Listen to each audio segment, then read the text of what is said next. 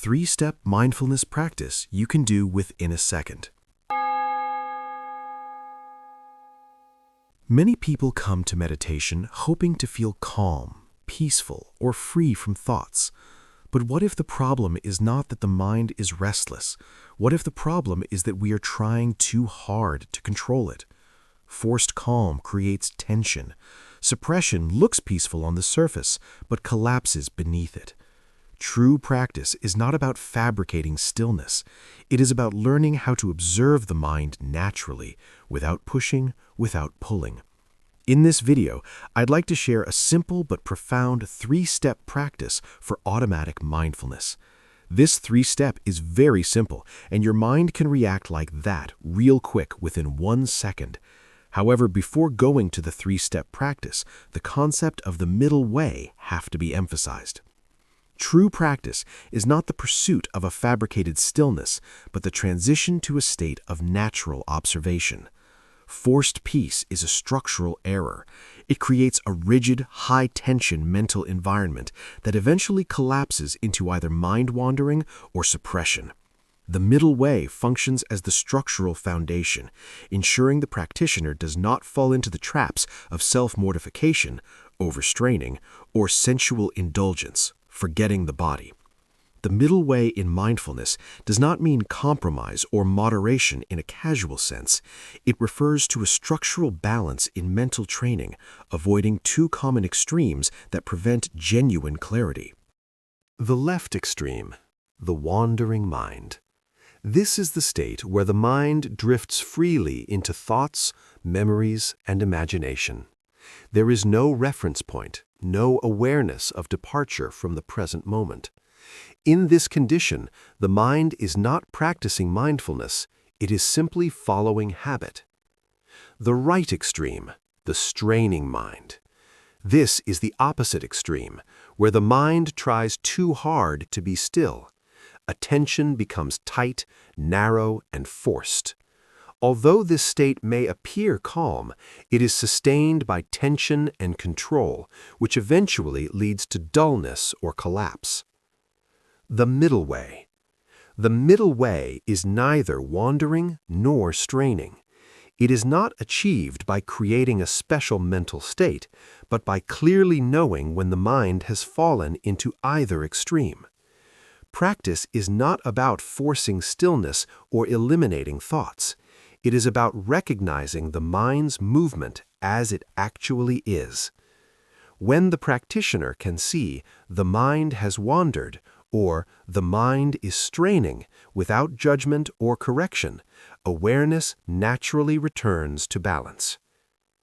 A 3-step practice for automatic mindfulness is the practice that brings clarity not by force, but by understanding how the mind actually works. This is not about escaping thoughts. This is about becoming the one who knows them.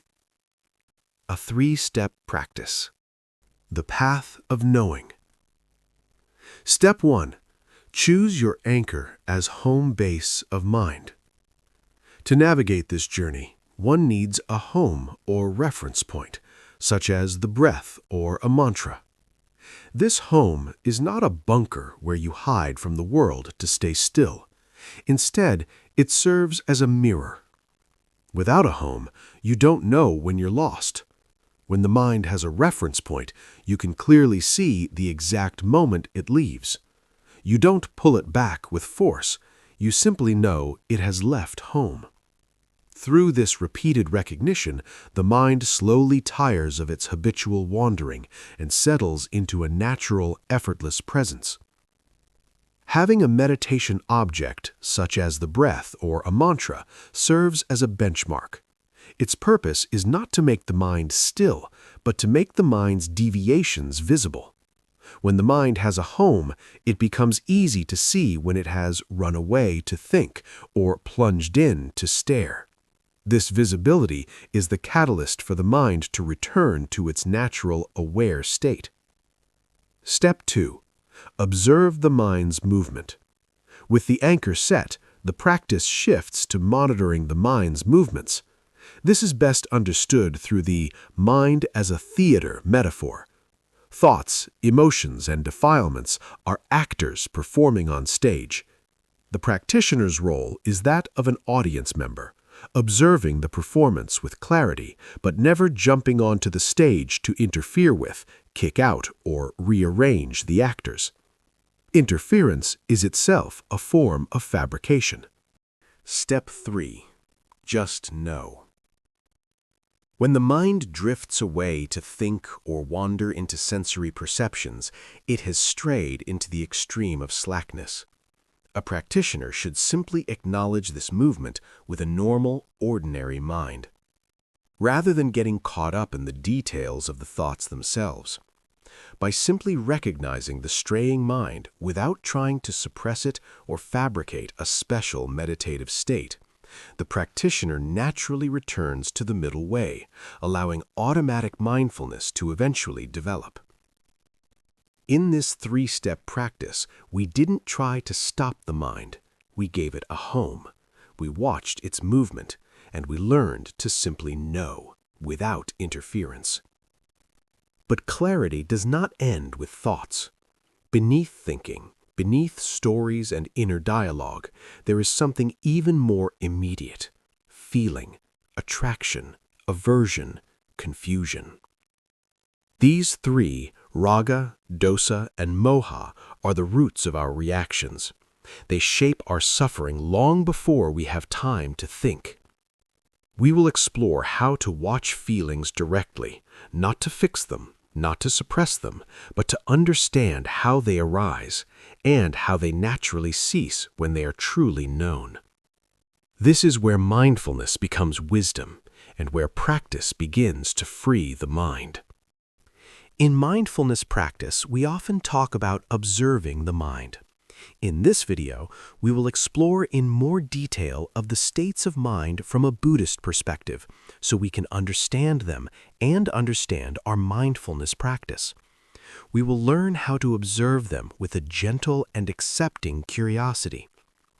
Meet our core feelings: raga, dosa, and moha. These 3 states are the basic building blocks of our emotional reactions. Learning to recognize them is like learning to identify the primary colors in a painting. Raga means attraction, liking, greed, or lust. It's a pulling force, wanting something, liking someone, feeling drawn to an object, a person, or an idea. This is good, I want it. Dosa means aversion, disliking, hatred. It's a pushing away force, wanting to get away from something, feeling irritation or anger, judging something as bad. This is bad, get it away from me. Moha means delusion, confusion, or ignorance. It's a state of not knowing what is happening in your body or your mind, feeling zoned out, distracted, or simply unaware of your inner state. Our first and only job is to acknowledge these feelings when they appear. We don't need to judge them, analyze them, or try to change them. We just need to see that they are here. Knowing what to watch is the first step. Next, we'll explore how to watch. 1. The first step: acceptance, not suppression. Our first instinct is often to fight or push away feelings we label as bad, like anger or desire. We might try to suppress them, ignore them, or replace them with something more pleasant. However, the first and crucial step in this practice is to simply accept that a feeling is present. Think of it like a person in an alcohol recovery program. The very first step is admitting there is a problem. Progress is impossible if one can't first say, "This is here." Why don't we interfere? When we try to force a feeling away, for example, by forcing ourselves to feel loving kindness when we are angry, we prevent ourselves from learning its true nature. We rob ourselves of the chance to see that every feeling, if left alone, will arise, exist for a while, and then pass away all on its own. By simply accepting its presence, we allow this natural process to unfold. 2. What happens when you simply watch? A profound and almost mechanical shift happens when you simply observe a feeling. To understand it, we can look at two types of mental states, unwholesome or akusala, and wholesome or kusala. A state like anger or greed is unwholesome. The simple, non-judgmental awareness of that anger is a wholesome state. These two states are mutually exclusive. An unwholesome mind and a wholesome mind cannot exist in the exact same moment. Therefore, the very instant you become aware of the anger, the moment the wholesome mind of knowing arises, it directly causes the unwholesome mind of anger to cease. This is why unwholesome feelings naturally extinguish the moment they are seen clearly. This is not something we do, it is a natural process. Our only job is to notice. We don't put out the fire, we simply shine a light on it, and the light itself causes the flame to vanish. Over time, as we repeat this process, our mind begins to learn a fundamental truth from direct experience. Whatever arises, ceases. Whatever is born, passes away. Gentle reminders for your journey. It's common for beginners to have questions or feel like they are doing it wrong. Here are some gentle reminders based on common pitfalls. After years of meditation, why my feelings seem stronger? If your practice focuses only on calming the mind, hoping that peace will appear so you can move on to the next stage, you may not be learning how to accept imperfection as something normal. The calm you develop may simply push away feelings of dissatisfaction, and when those feelings build up and become too much to handle, they can suddenly explode. Think of it like holding a beach ball underwater. For years, you've been using energy to suppress your feelings. When dissatisfaction builds up beyond your limit, the ball can shoot up to the surface with surprising force. But if your calm is strong enough to develop into equanimity, you'll be able to go through that moment without being shaken. Am I doing it wrong if my mind wanders? Absolutely not. In fact, worrying about this reveals a common but incorrect goal many of us hold, that successful practice means having a perfectly still mind that never wanders. The real practice is not the state of being still, it is the gentle act of returning from distraction. Each time you realize your mind has wandered, that, "Oh, I was lost in thought" moment is not a failure. It is the golden opportunity for mindfulness. That moment of realizing is the success. Do I need to force myself to concentrate? No. A common trap is to strain or force concentration. This doesn't just feel like general tension, it has a specific quality of awareness suddenly narrowing. You might go from a wide, comfortable, open state to a tight, constricted focus on a single point. The desired attitude is the opposite, a relaxed and spacious awareness. Practicing with a gentle inner smile can be a powerful antidote. It helps create the very sense of ease and openness that prevents the mind from narrowing and straining. Your practice is simply to begin, though not always easy. Become aware of the feelings that arise in your mind just as they are, without judgment or interference. This is a skill built not through force, but through gentle, consistent practice. There is no destination to reach and no perfect state to achieve. The only goal is to feel what is happening in the present moment. Simply begin.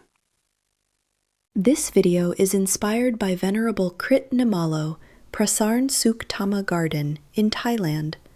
Thanks for watching the Let Go Place, your gentle pause from the chaos.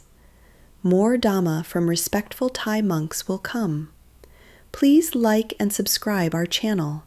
Drop a comment on how you feel or what you like to know more. See you next time, unless enlightenment gets you first.